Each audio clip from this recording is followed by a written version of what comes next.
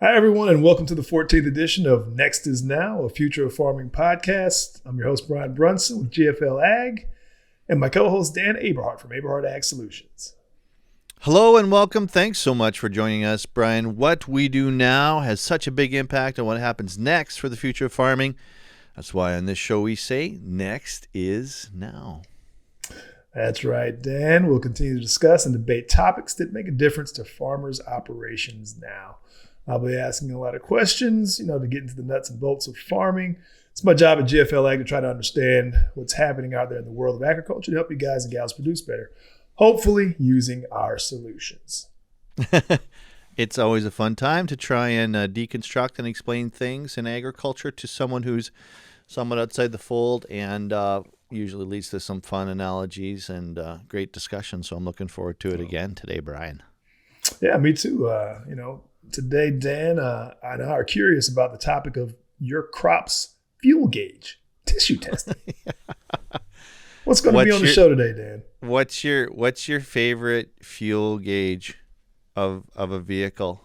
Let's just get this image in your mind right now. Fuel gauge of a vehicle. My favorite?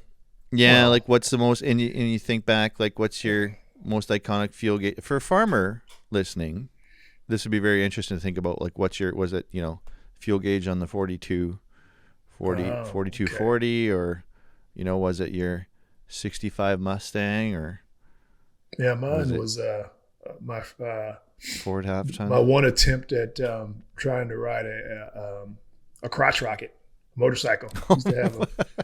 I had a Kawasaki Ninja 1100 cc, which is about as big as you can get street legal wise, and I had to get the biggest one because I'm 6'9", 260 pounds. I was wondering how that works. So I had to, be riding on anything else. It's like a circus clown riding on a tricycle. So I tried to begin with probably one of the most difficult bikes on the planet, but that fuel gauge was pretty legit. So I kind of remember that because. Okay. You got that in your mind now? Yeah, I got it in my mind. I'm ready. So imagine you're going to go on a cross-country trip, but we take away the fuel gauge. How would that feel? How do you feel now? I'm a little anxious. I don't know how far I can go before I'm stopping at every gas station on the way. I don't know. Yeah. I'm telling you, that's what it's like without tissue testing. So today's episode is going to be all about tissue testing. I'm going to take you a journey from sort of an analog fuel gauge to the digital fuel gauge of the future, really, and for no charge, Ryan. Okay? Well, that's a deal. Let's do it. I think that's a great analogy, great imagery, and we're going to talk about our tissue testing program.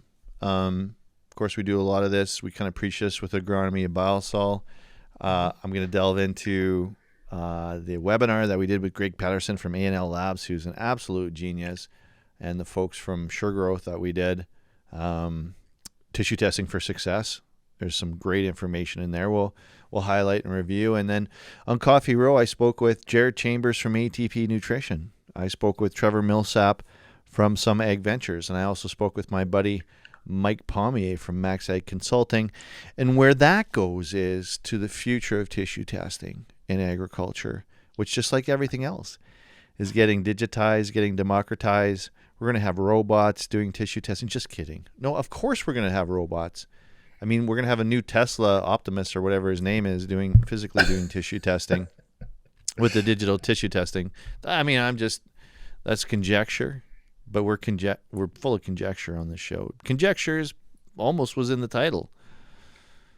Next is conjecture. That's part of the show. Yeah. Next is conjecture. I like that.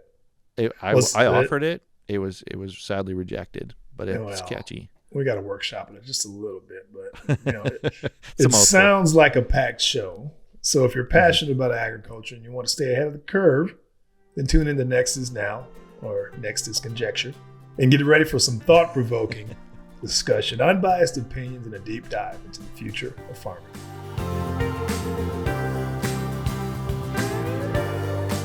So, Dan, what are your thoughts about tissue testing? Well, I don't want you driving across country without a fuel gauge here, and I don't want producers to just be guessing on their fertility. I think we fell into this tissue testing program by default. And just to establish a baseline here in the industry, it's probably doubtful that more than 5% of folks are consistently doing tissue testing, and probably the tissue testing that's getting done isn't as maybe as comprehensive and as productive and fruitful as it could be if you were really spending the time. Oh, absolutely. Like 1 to 5%. You'll hear from some of the experts that I talk to.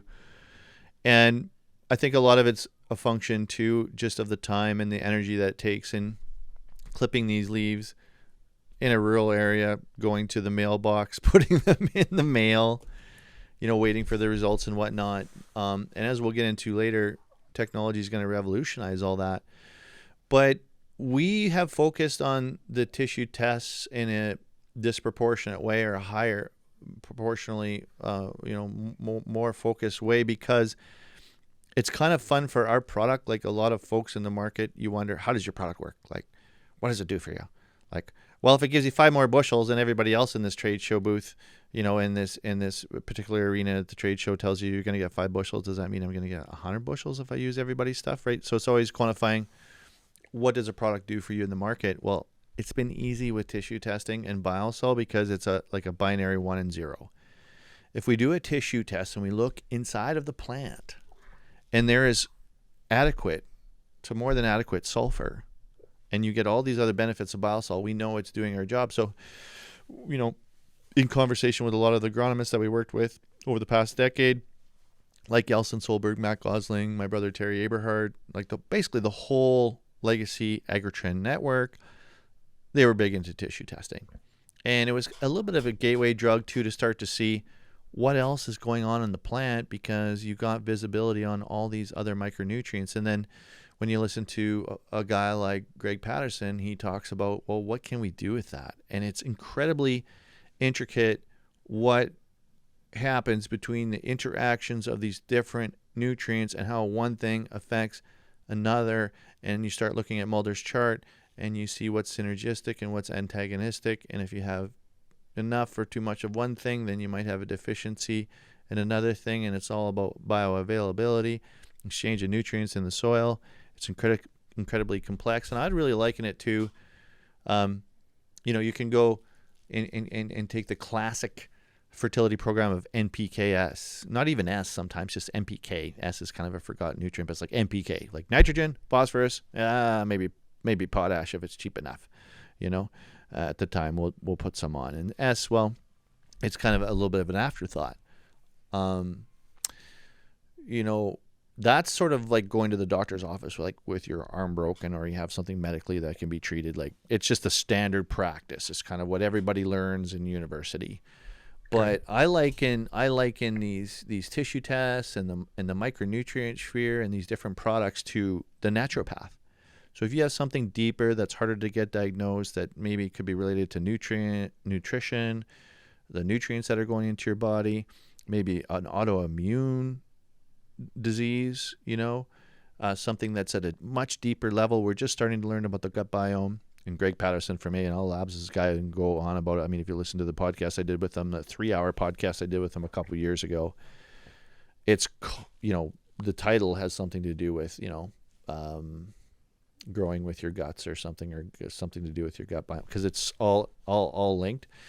But tissue tests are similar or akin to going to a naturopath, getting a blood test, and have them look through all of the nutrients associated. And I actually did this, and I was told I was high in iron, so I needed to go and get my blood taken on a regular basis, Brian, to reduce that iron level. Yeah. And it was something, maybe I had hemochromatosis or something. I called back to get this blood test, further diagnosed with hemochromatosis or whatever it is. And of course, in our wonderful healthcare system, I haven't heard back or really gotten that, fully diagnosed. But I just been going to get my blood. So, but the point is, this lady that I saw, this naturopath, she was able to look at what's going on with my blood test in a much more systemic way and make these adjustments. And then it's one of those things where ongoing, you would go back and you would adjust the mix of your food and your nutrition looking at everything in a holistic way, things that affect your mood and your eating and your sleeping and everything to get to a better level of health. And let's face it, we're not amateurs here. We are the professionals when it comes to growing a crop.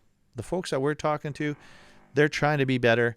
Guys like my brother and, all these agronomists we work with and the top producers, that's our clientele.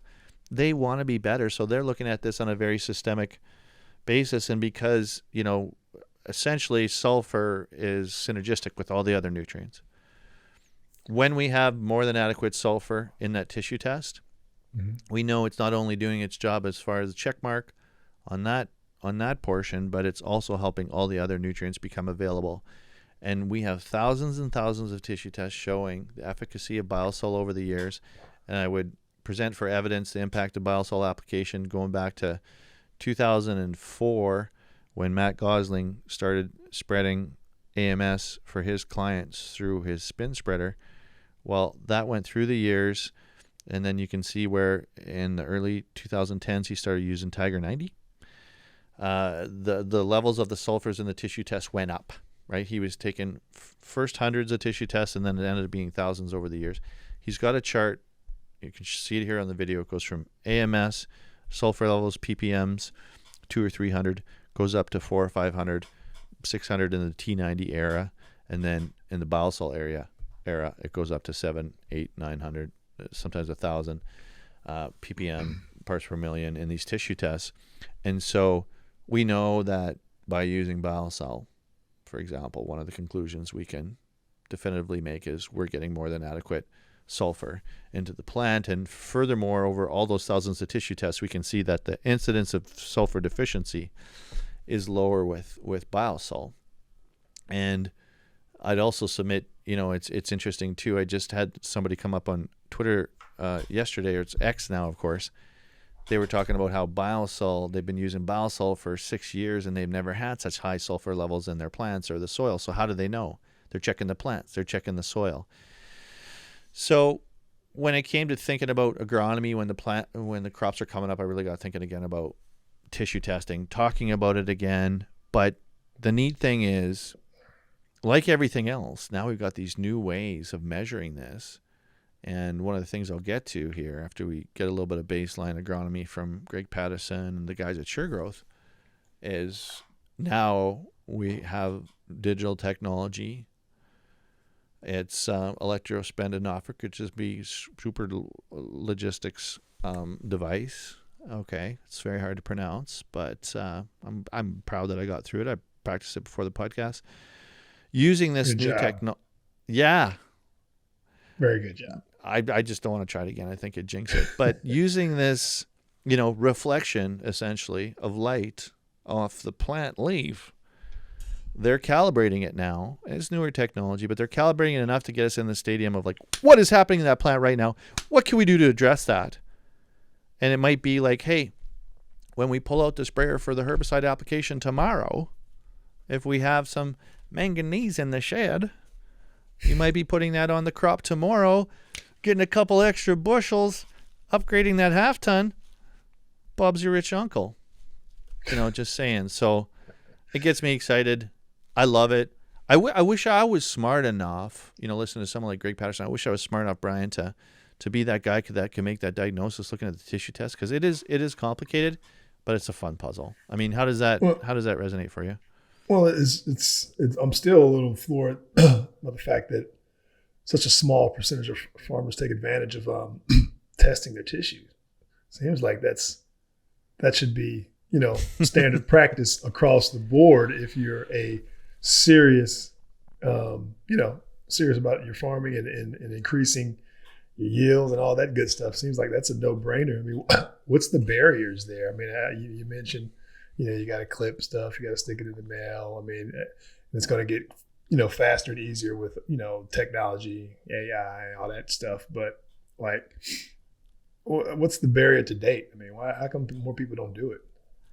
I think it's just that. I don't think it's a cost barrier. We actually provide folks an opportunity that are using Bio-Sul to submit their tissue tests to A&L labs, and we cover the cost.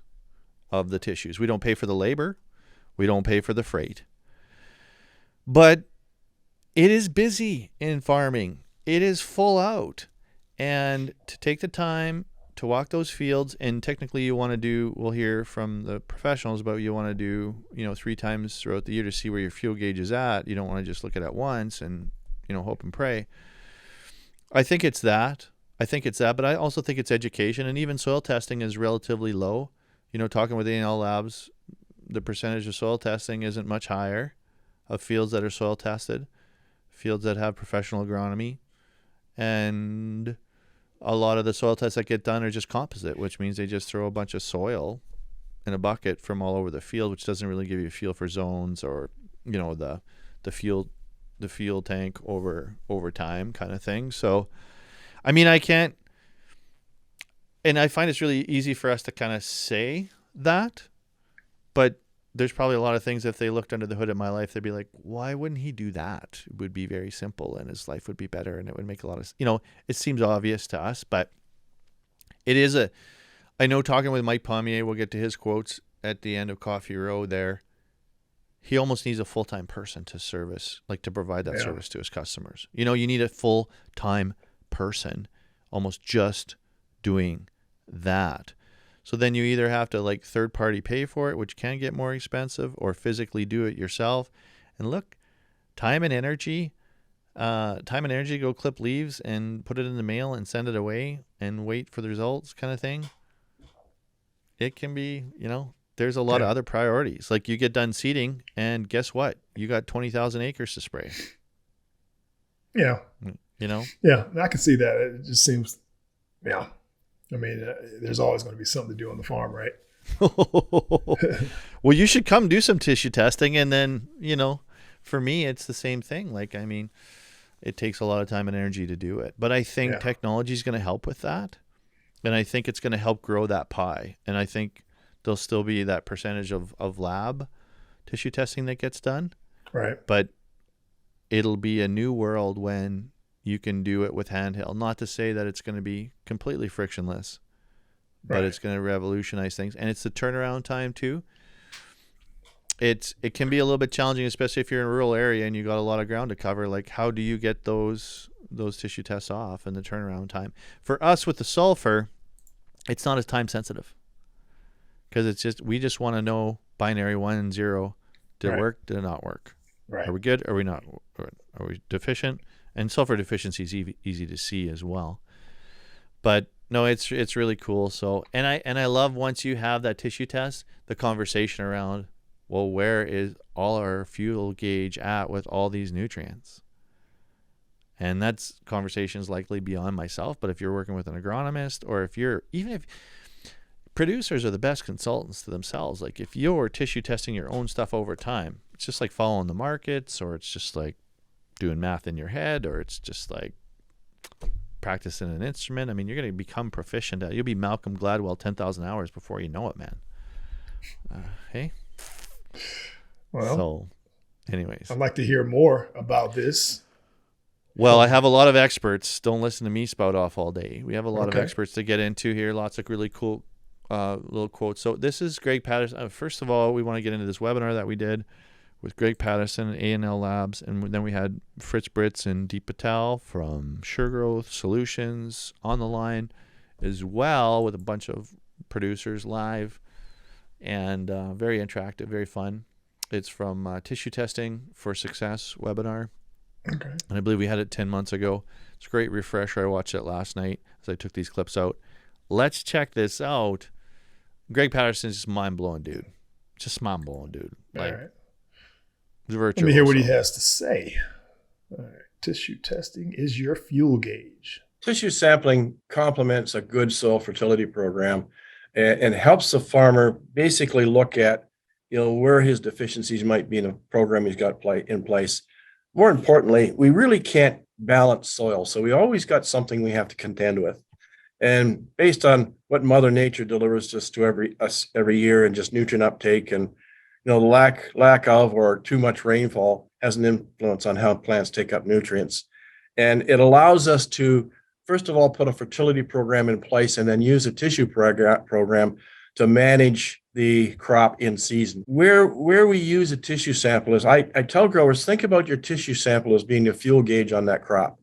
It helps you understand how much fuel you're burning and how much fuel you need to, or how often you have to top up the tank to make sure you get things to yield.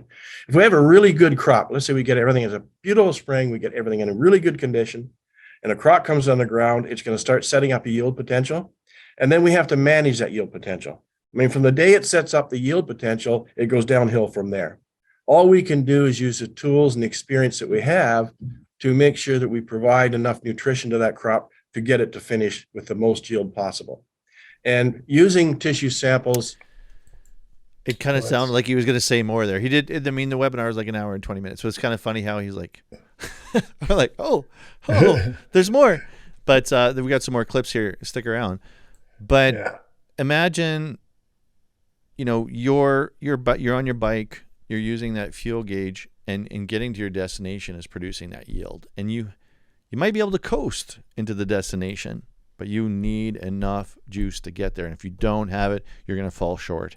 And it's going to be a nightmare. It's going to be nightmarish for you, my friend. Yep, especially riding on my Kawasaki Ninja 1100. I don't want any problems. How far could you coast? I mean, the engine sputters out. It does. It's got your big frame on there. Yeah. Have you done a free fall coasting maneuver, run out of fuel maneuver on it? Have you tried? No, that? I didn't continue with it, but I had it for about 3 or 4 months, and once I I laid it down on the highway once, and that was it for me. I was like, I think it's a terrible idea. My dad rides Harley, and I think he figures, well, I'm at the end of my life, and there's lots of things that could kill me. But you can't beat. My uncle once told me you cannot beat anything on the highway in a motorbike, and I never forgot that. And most people get something in their face that wrecks their body at some point. They do serve a purpose. I mean, doctors love them because, that's where you get all your organ donations from, bike riders. I think girls love them too, doctors and girls in general. The sexiness. It's a sexy thing. There's no doubt the open road. There's no doubt the open road has its romance, and it's great to see Dad and Mom on the bike. Yeah. And I was at home on the weekend for Mother's Day, and I sat on Dad's Harley, and that is a beast. Like it's epic. Those things are heavy, man. Oof. It's crazy. No joke. Yeah. Dad never had a hobby off the farm, so I'm happy for him. Yeah, that's good. All right, well, let's check out this next talk clip. A lot about mental health and ag, but apparently tissue tests are supposed to drive you crazy, according to Greg Patterson. What does he mean by that, Brian? Let's see. It's going to drive you crazy. When we look at the nutrients like calcium, sulfur, magnesium, and boron that really are taken up by mass flow, moisture plays such a major role. We might have put enough on the ground, but if the plant's not respiring properly, it's not taking it up. So the only saving grace we have there is either some kind of a top dress or, more importantly, in a dry condition, foliar feeding to get the nutrient into the plant and maintain those levels. So tissue sample tells us how much of that nutrient is in demand. Again, when we look at the tissue report, it's a little hard for people to understand a tissue report that are used to looking at soil reports, because when you look at a soil report, it basically tells you how much is in that reserve the plant's going to rely on and what is the optimum level. With a tissue report, it's the opposite. It's not telling you, it's telling you how much is in the tank. So a heavy producing crop will be burning more fuel than a light producing crop. So a tissue sample, if you've done the job properly, getting that crop in the ground and you're managing the fertility properly and set up a really good crop, a tissue sample should drive you crazy. That's clear as mud. Isn't that something? If you're doing it right, it should drive you crazy. It's problematic because these aren't simple things, and it's how far down the rabbit hole do you want to get. And if you've got the 80% that matters, let's face it, NPK, like nitrogen is the biggest one, phos is after that, potassium can be kind of complex. And he talks in the webinar how at certain points, though, potash, for example, can be so critical in the early development of plants that it's a 3-to-1 ratio in terms of pounds required from potash to nitrogen. So you want to have potash available at certain times. But it is one of those things where how much minutia can you afford to get into on what scale when you got to make the big things count? And Right.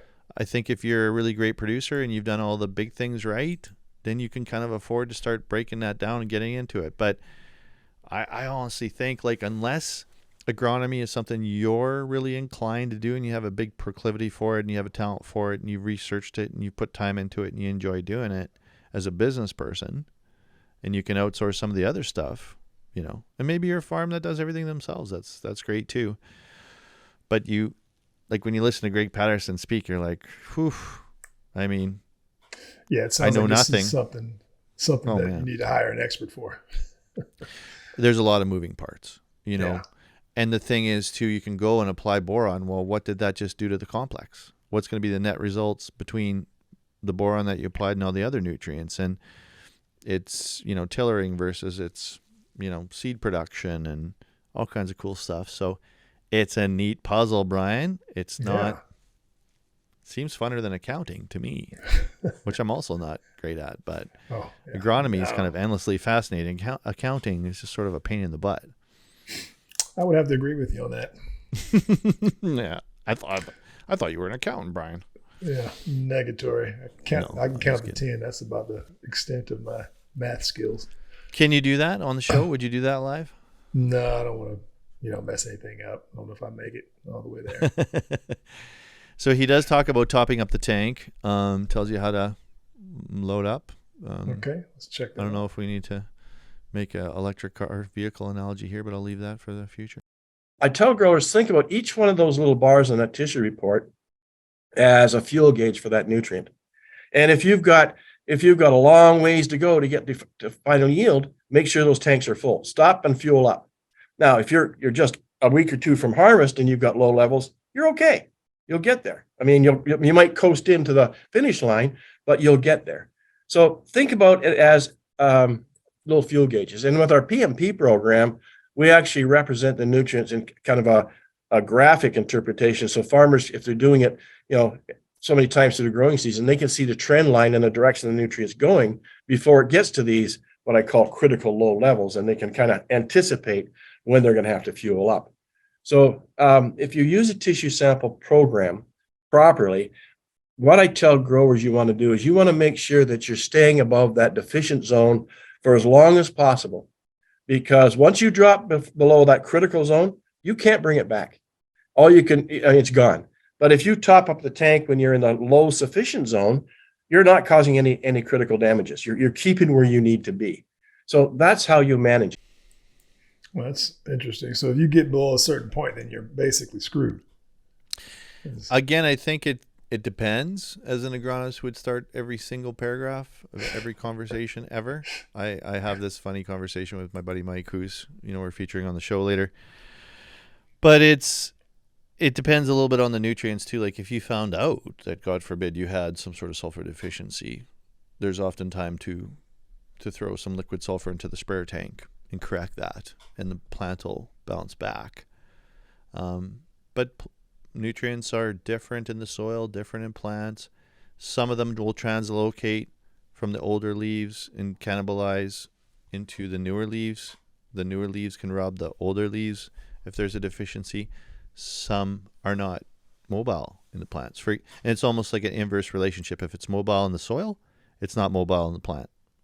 It's not always that case, but it's a little bit of a rule of thumb as far as I understand it. So sulfur, for example, very mobile in the soil, not so much in the plant. And I have seen sulfur deficiencies where it was sufficient, deficient, sufficient, deficient, and you had different parts of the plant that reflected that. You had that purple cupping and the boarded pods of canola where it was deficient, but then the next rung up on the pods, everything was good. But I think something like potash, which is relatively mobile in the soil, can be cannibalized, for example. Don't quote me on that. I guess I just went on the internet with that. Hopefully agronomists aren't cringing, but it's an example. And so it depends on the timing, on the nutrient, on the crop, all kinds of crazy stuff. And that's why we need to get the data, work with experts to get better. So speaking of that, I feel like I I provided myself a incredible segue there. Sure Growth, my brother's agronomy company, talks about what they do for tissue testing with their clients. We definitely encourage our clients to tissue test at different stages in the crop. Like Elston, our big friend, told us, tissue test is like taking a blood test at the doctor. On the outside, you might look very healthy, but once the blood test results come in, it speaks for what's really going on in the plant. One, early on to get baseline numbers where we can react if there's some deficiencies in the plants. And then as soon as the plants start to rapidly grow, that's when we typically take the second test. And then just before flowering is the third test, where those are the three areas that we concentrate on getting these nutrient levels. Well, the first thing, I was trying to figure out where he was from with his Irish, Australian, Indian accent. I heard all three. Really? Yeah. South Africa. Africa. That's what it is. Right? That makes complete sense. Fritz, yeah. Yeah, he just got his family over, so yeah, incredible guy. And yeah, so that kind of gives you an indication, like, not only can you take a snapshot, it can become a moving picture if you have a series of snapshots that shows you the consumption level and how your tank's going down. And I've heard my brother say, for example, well, okay, our phos levels are lower, but we would expect it because it's getting consumed throughout the year, and a healthy crop should have a high rate of consumption. And it is a little bit about how fast you're going. I mean, just think about your motorcycle. This has turned out to be a really good analogy. I wish I'd planned that. It just kind of came to me. But it's a really good analogy where if you're going super fast on your bike, you're going to be consuming fuel at a very high rate, and you're kind of in a dangerous situation because it's hard to look down. Well, that's really how, Greg can get into the weeds with it. It's hey, how fast are we going? How big a crop? What's the energy consumption? How fast are these things going to draw down? What's really needed at what stages? It's wild. Like a guy like Greg can put on a 3-day seminar about this, and you'd still just be going like, honey, I don't know. I don't know what to say about it, honey. Like the micronutrients, honey. Like you'd be dreaming about micronutrients. Maybe you will be. Tonight you'll be like, honey. She's like, what? The micronutrients are running out. Not the sulfur. The micronutrients. Magnesium. Magnesium, iron. Calcium. Yeah. I think silica. I'll be probably telling one of my boys to turn off the video game and go to sleep. I can hear you up there. Go to bed. Just throw a slipper at their head. Yeah. All right. Well, let's give this big. He does talk about being big on sulfur. You guys are big in sulfur. Sulfur's a good guy. Every time I put sulfur on, I increase the uptake and availability of most of the nutrients, except for molybdenum. But I can stimulate nutrient uptake and use, which stimulates more biomass. And you could put sulfur on and see a lot of nutrients drop. Mm-hmm. They're not dropping because sulfur's interfered with that nutrition. Sulfur's actually enhanced the uptake, but now you're seeing the limitations in the crop that you're growing, if that makes sense. So this is why I say tissue samples can drive you absolutely bonkers. But if sounds complicated. No, it's not. It's a fuel gauge. Well, that's funny. I'm trying to parse out that one thing he said that it doesn't help increase the uptake. Molybdenum. Yeah. Oh, okay. It's complicated. There's one nutrient that it's not synergistic with, but that in itself is likely complicated. So yeah, it's one very out of so many. Interesting. Well, can't be perfect. Elson always says the reason that sulfur isn't on the Mulder's chart is that it's basically synergistic with everything.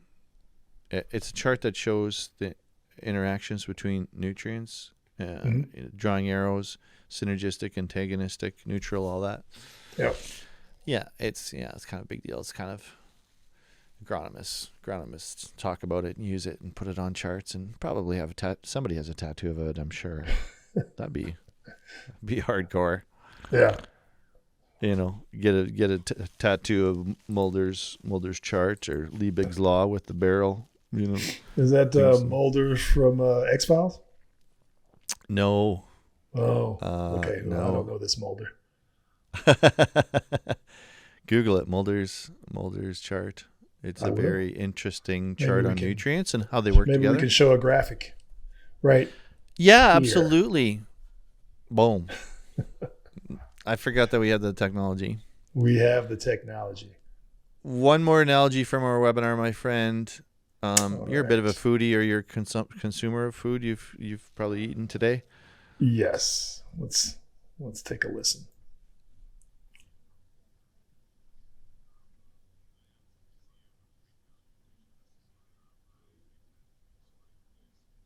I absolutely see a great value in tissue testing, and I'm a big time foodie, so I always use food analogies. So a good food analogy would be tissue test is a reflection of a diet plan, right?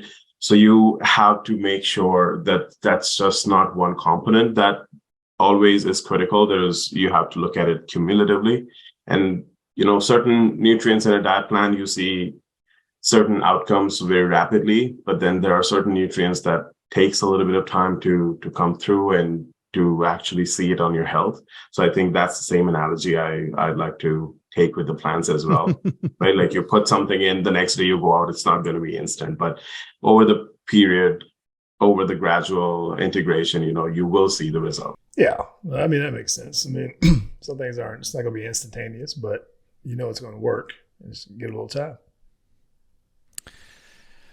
Yeah, it was a really good conversation. We've done a number of webinars on the tissue testing. It's really been Elston Solberg that's got us onto it. And I think it's great. So where we're going to go with it next, though, is certainly next level. And it's adding on to what's already being done. And I think it'll make more things possible in new ways, as we're going to hear. So I got some fantastic clips from some very interesting individuals that tell a little bit of a story, if you will, on the journey of where we're going with digitization, democratization of tissue testing technology. All right. Well, let's hear from our guests and some of the folks on Coffee Row. Yeah. Here is Jared Chambers from ATP Nutrition talking about the potential of digital tissue testing. Then one of the things that we've been preaching for almost 15 years now at ATP is soil test is essential to understand what the soil is capable of supplying the plant during the growing season. And the next step in it is to figure out how well did your fertility program work. And that's done through tissue testing. And we're super happy, super excited that we are now launching a real-time in-field diagnostic tool that determines the nutrient status of your plant in under 5 minutes. Right now, unfortunately, tissue testing is incredibly valuable, but sometimes the turnaround times are longer than what the marketplace is willing to bear. Now you don't have to worry about that. Now we take it even further. Now we've talked about for a long time, to really understand plant nutrition, we got a tissue sample on a regular basis, at least 3 times a year during the growing season, and then let's sample old leaves and new leaves. And I've talked a lot about in seminars and the value of old versus new leaves, mobile nutrients, immobile nutrients in the plant. Well, that all takes time, that all costs money. But with the scanner, because it's a fixed cost, it's a subscription, you can sample old leaves and new leaves every time you're in the field. And if you also have the soil testing device, you can do the soil analysis. So you get what's in the soil, what's in the old leaves, what's in the new leaves in under 10 minutes, all 3 of them. And then every time you go across the field, you do that. And you're going to learn so much. It's not just about future crops. You can deal with your crop today, immediately. You don't have to say, well, that will help me out for next year's crop. Well, real time means you can do real time corrections to your nutrient management plan to drive the genetic potential of the crop. So it sounds like to me there's no excuses for not doing tissue testing now, besides the subscription fee. Yeah, it's interesting. It's certainly more dollars up front, and you need to be able to scale it, and you need to be able to understand how the technology works and physically go out and do it. But yeah, I mean, that barrier of the turnaround time and the scalability of it has been overturned. And I mean, there's some big companies that spend a lot of money on tissue testing, and this is just going to blow it up. And for agronomists and everything. And what you learn going back and forth between an instant soil test and an instant old leaves test and an instant new leaves test is exponential if you're learning, unlearning, learning, relearning, as Elson says. You know, it's exciting. It's almost overwhelming. I feel overwhelmed right now by the possibilities. I'm not going to lie. Yeah, no, I mean, it sounds like it. That's one of those things that sounds pretty disruptive in the space. If you can, you're basically, you're cutting out a whole lot of steps and a whole lot of people, for good or worse. So, imagine if you could have a unit to test out on your loved ones and test them out. How are you? Hey, how are you doing on? You know. That'd be the end of civilization as we know it. Oh, they really don't like me. Oh, yeah. Done. Well, you could test them and then whip up a batch or whatever they're sort of low on. Just a suggestion. True. Full of free advice here. Okay, how does it work? How's it work, let's Brian? check that out. I'm gonna find out right now. Well, I pronounced it correctly earlier, so. How it works. So it is a near-infrared technology, spectroscopy. Near-infrared spectroscopy has been around for 40 or 50 years. For the last 30 years, near-infrared spectroscopy has been used in every feed company in North America, in fact, in the world, to measure the nutritional status of feed for animals. It's already been measuring nutritional status in animal feed for 30 years, Dan. So this isn't new. So there's 30 years of data, experiences, learnings that we can then extrapolate from. So how does it work? The near-infrared spectroscopy gives a reflectance coming off the leaves when you actually scan the leaf. That creates all these different peaks. What you need to do is you need to actually correlate those peaks to the different nutrients. Now, what we did at ATP is we said, let's use the large lab in our market that does tissue testing, and let's correlate our peaks from the scanner to what the laboratory gives for a number. Ultimately, then all the algorithms are correlated to what people are used to seeing. So a nitrogen level of 3.5% from one of your traditional wet chemistry labs on our scanner is within 91% of being at 3.5%. And so why should we believe in this? Well, a couple of things. Number one is the fact that we grew plants at different nutrient levels. The four main crops, canola, wheat, soybeans, and corn. We grew them at 5 different nutrient levels, and we did the tissue analysis at the different levels to assume that we had a really nice line from low to adequate to high.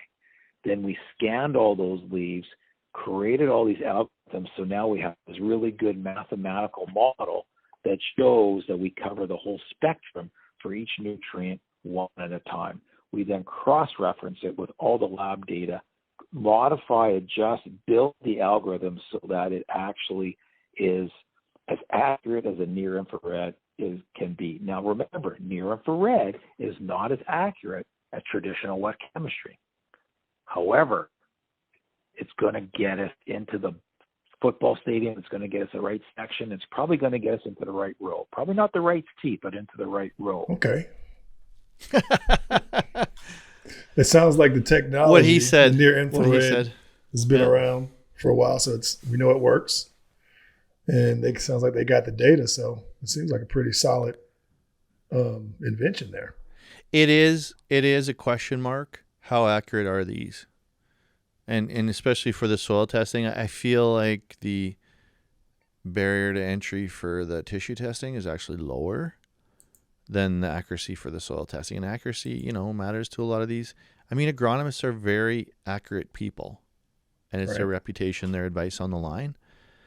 But I like what he said about being close enough to get into the stadium. Maybe we're not exactly the right row and exactly the right seat. Maybe you're spilling some popcorn and beer all over your neighbor in the wrong row and seat. I don't know if you've ever done that before, Brian. No, not me, But man. you're in the right concert. You're in the right football game. You're in a Yeah. basketball game or whatever your hizzle jizzle juice is there. So what are we going to learn? Let's learn again from, I know we're really geeking out on this, but I don't know. I'm enjoying myself. How Yeah, I are think you this is- doing over there, Brian? I think this is very pertinent information. Again, I'm still surprised that more people don't do tissue testing. So maybe this will They're get gonna. them over the hump. They're going to after we sell it on this episode. Exactly. All Okay. right, let's take a listen. What we're going to learn is a couple of things, is that to grow a crop is more than just managing nitrogen.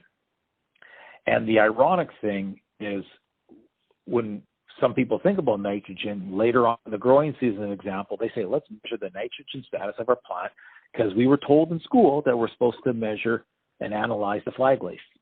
Well, with this real-time testing and measuring old and new leaves, the first place a nitrogen deficiency shows itself is in the lower leaves. We unfortunately are measuring the upper leaves, so we're actually even getting too late if we just measure the uppers. So with the old leaves and the new leaves, you're going to be able to see nutrient deficiencies in the lower leaves, which will rob yield later on. This would be nutrients like nitrogen, phosphorus, potassium, magnesium.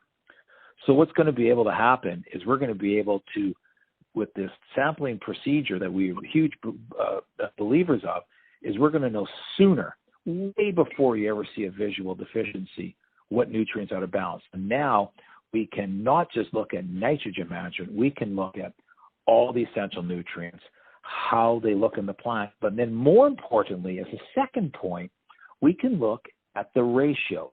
This is the next level when we really get into tissue analysis, is not only looking at how's your phosphorus, how's your zinc, how's your sulfur. We want to now say, how is your phosphorus to zinc ratio?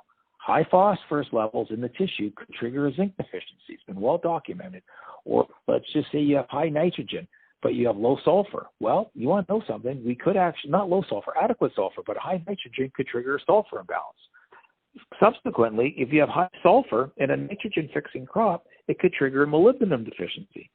This is the opportunity that we have with real-time tissue sampling, testing old and new leaves. Not only looking at a nutrient isolation, which is good but not great. The great way to do it is look at a nutrient isolation and look at the nutrient interactions with the most common nutrient that's either going to be synergistic or antagonistic.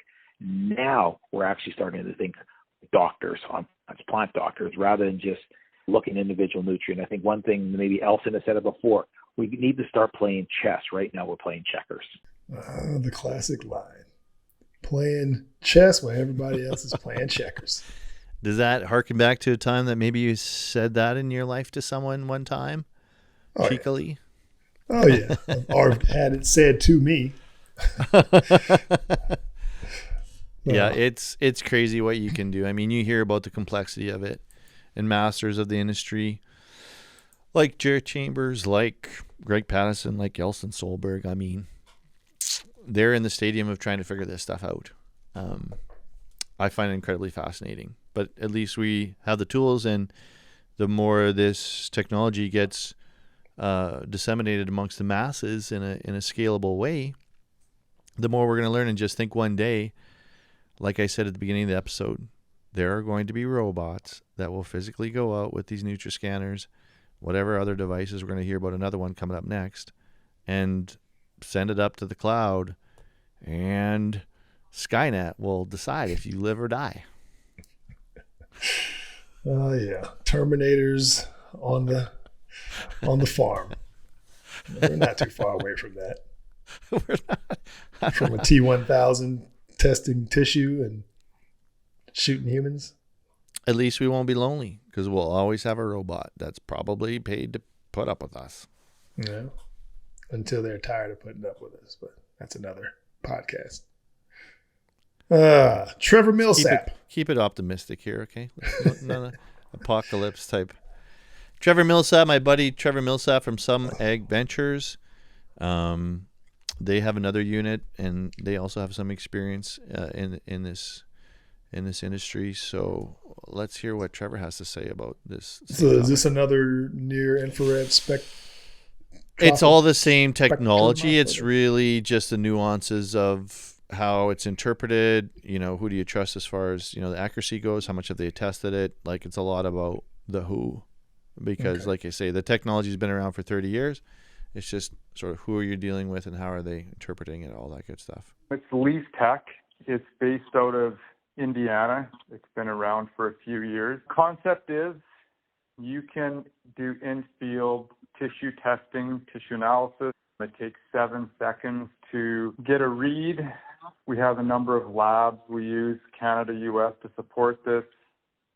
A&L, Midwest, any lab of your choice, we can calibrate the results against, and it's going to help guys make decisions a lot faster on what they want to do in crop, in season. What one client told me is by the time you take the tissue sample, sends that away to a lab, gets the analysis back, he's missed that window potentially of making that decision of, am I going to top dress? What am I going to do in crop? Where this can give you the results right now. You can make that kind of instant analysis on what you should do with your crop. In the U.S., it's fairly developed. It's been in corn, cotton, red spring wheat for a number of years. We're doing some durum, some canola up here in Canada. But he's done hundreds of thousands of scans that have been tested with labs in the U.S. I wouldn't say it's in its infant stages.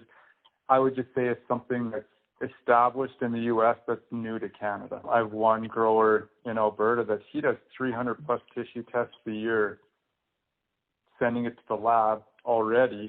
He said this is either going to make it just quicker and more affordable, or he might even do 400 tissue tests. He doesn't know yet, but he likes that he has the capacity to do as much as he wants, as quick as he wants.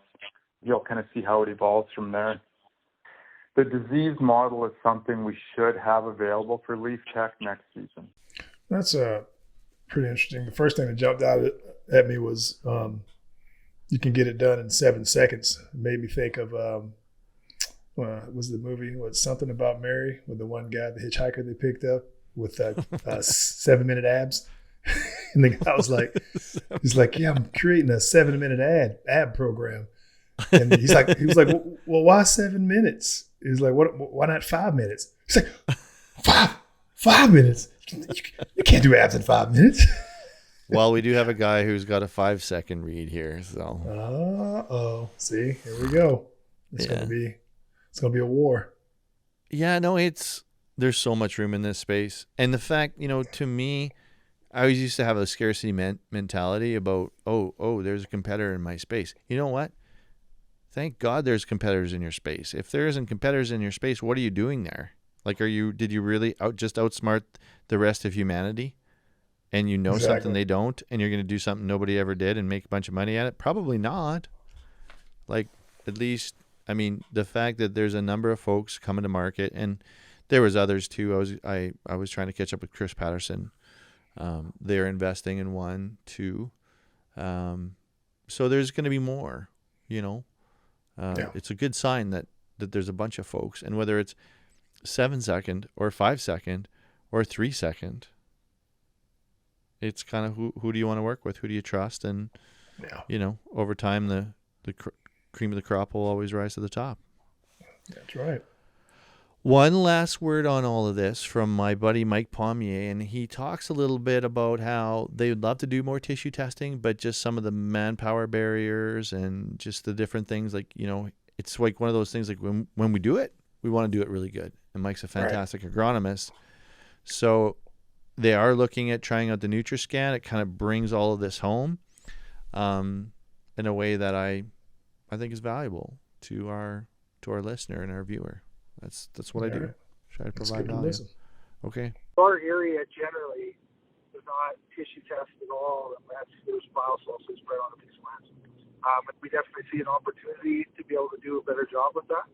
One thing that we've been looking at is implementing like a NutriScan to try to help with the workflow on that a little bit. Because I do see that there's a value with that. But in our area, I would say like less than 5% found it to be a struggle in our business just on the workflow side, being able to get it, everybody to nail it, all from different locations, having consistency, where we're going to tissue from, because ideally we would deal reference that, and then being able to act on it is a challenge, and that's something that we haven't been good on yet, but it's definitely something that we recognize we can do better at. Like I do see the value on it, and we don't get me wrong. I mean, we've done tissue testing, but not near what we should, not compared to what we're doing on everything else, right?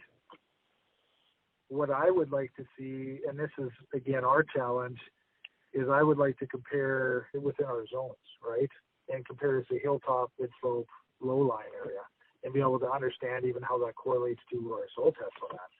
Because I think the tissue test is good for, some reactionary stuff, but ideally we would use it long term to be able to get out of the reactionary where we anticipate where we're going to have issues, because we have the history and the knowledge and the know-how to get ahead of it. For us, I think with our database and our information that we have, to be able to build those correlations, understand where we're likely going to have problems, and in what weather conditions and crops and whatnot we will have problems on, then we can be proactive, not reactive. We almost feel like we have to build a bit of a database before we can tell our guys, hey, this is absolutely something that you need to pay for, and this is what it costs. Because they haven't. Well, that's interesting. The last little tidbit there, the majority of his customers never had an agronomist. It's not that common. Really? Dude, it is the farming culture to do things yourself. Right. Yeah. We are rugged individualists. Do you see Kevin Costner in Yellowstone with like a cow coach? But saying that, would you say you know what I mean? I hear what you're saying, and that makes sense for, what's the word I'm looking for? Legacy farmers, guys that have been doing it for a long time. What about some of these new guys that come, somebody that comes and inherits a farm? Is it the younger generation? It's different. It definitely is different. But I don't think that you can underestimate too what it's like to be a 40 or 50-year-old guy working with your dad who's like, I did it this way for this reason. And yeah, that's the way it's going to be. It's a family business, and it's a lot of tradition. It's generational. It's not like there's very few farmers that would come to it like you would, saying like, well, why don't I do it like that? Like the answer is traditionally, well, because we've always done it this way. And there is no underestimating how hard that is to shake. And you yourself, I mean, you're doing a lot of the things because it's what you've always done. Somebody could come in and look at your business or life or question it, but it is different. It's just different. And it's a very interesting question. And I try not to get too stuck in that rut of like, I'm from the farm, but now I look back on a lot of things, not technically being a farmer, and go, well, why wouldn't they do that? Why wouldn't they do that? But it's easy to say, but when you're in it, there's valid reasons, and it's baby steps. And yeah, I mean, we talk about all the time with agronomists, it's the uncoached acre. And again, your fertility program, like we're down on the weeds talking about this in a 1-hour program, but it's just one thing of a zillion things that you could focus your time and attention in when you're running a modern day farming business. It's wild what you have to deal with. Yeah. So, I mean, I think agronomists pay, but it's another line item. And are you coachable? And what are your goals? And what are your concerns? What's the size of your farm? Are there good agronomists in the area? That's a very personal relationship. I mean, who's coaching you in your life, Brian? Do you have any coaches? Oh no, I'm a legacy guy. I do it myself. There you go. So you've been sitting here wondering for an hour, and then I'm asking you just that very, very thing. Yeah, it's. I get it. Yeah, but it is an interesting thing worthy of examination, and we often do that. I just got to be a little bit careful not to say like, oh, why doesn't it guys do it like this? Because it seems obvious from where I'm sitting, but it's easy to say. But hopefully, this show has helped illuminate some of that. Yeah, I think so. I've been illuminated. I've been educated. Yeah. What did you think when I said tissue testing at the beginning? You were like, what did you? I was like, what were you thinking? Tissue testing. Okay. But now I'm like, all right, yeah. Makes sense, doesn't it? Makes sense. Makes complete sense. Yeah. So, well, time for our community segment. So can you kind of tell us what's going on a little bit closer to home for you? What I wanted to let people know is, of course, in June, so this is going to come out the end of May. In June, we're going to be at Canada's Farm Show in Regina, Saskatchewan. I still do love that show. You know, I know it's a little bit of like it continues to evolve and really have different offerings to the producer, but we still talk to a lot of great folks there and have really good conversations. I still look forward to it. So that's really going to be a month away when this comes out. But the other thing that I wanted to mention is we are looking at a Western Canadian tour, and we are looking at a lot of town hall meetings this summer, hoping to go out mid-June to mid-August kind of thing before harvest. And get in front of as many folks and talk about our product and our services and agronomy and all that good stuff as much as possible. Okay. Whether it's 5 or whether it's 50, and we're looking at partnering with different folks. If you can't tell by now, if you've been a fan of the show, we're pretty collaborative. So we're looking for different opportunities to partner with other folks in the community to split the catering and have a good time and yeah, so I'm really looking forward to that as well. So a little bit of an update of what we're working on in the community. Awesome. It sounds fun. It sounds busy. Nice busy summer. But let's wrap this up with some key takeaways from what we've heard today. Dan, what do you have? I want to relate this to taxi drivers, taxi driving, the service, and Uber. So do you know, Brian, why Uber has been so, can I say it, Uber successful? What reasons? What do you think? Why do you think Uber's been so successful? I would say ease of use of the app, maybe. Here's the thing. Here's the reason. One of the big reasons.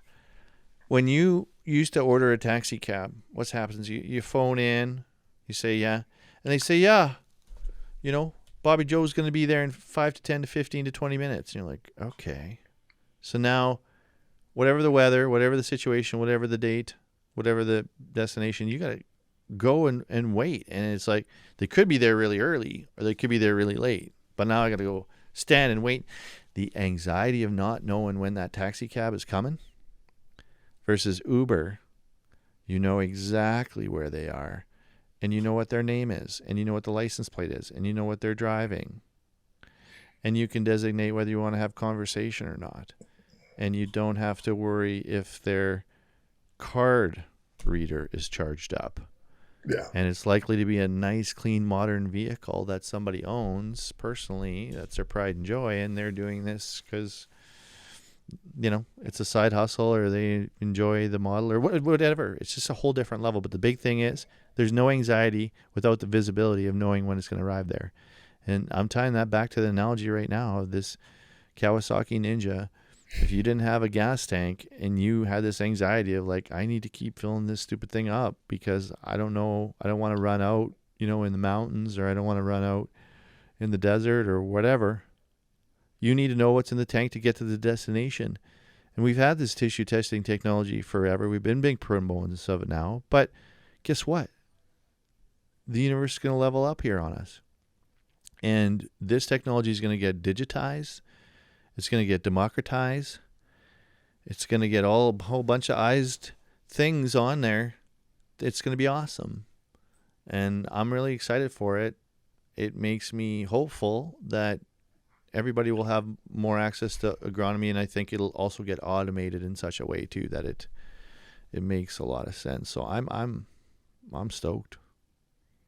Yeah, no, I think that was very insightful on tissue testing, and the analogy makes sense to somebody like me because, you know, when you said when they originally saw tissue testing up there, I was like, okay, whatever. That makes sense. So thank you for bringing that. Yeah, man, you're educating me. Thanks for bringing that to our attention. And thank you for listening, everyone. I hope you've enjoyed Nexus Now. I'm Brian Brunson with Dan Aberhart, and join us next time for a little bit more thought-provoking discussion on what's next in farming.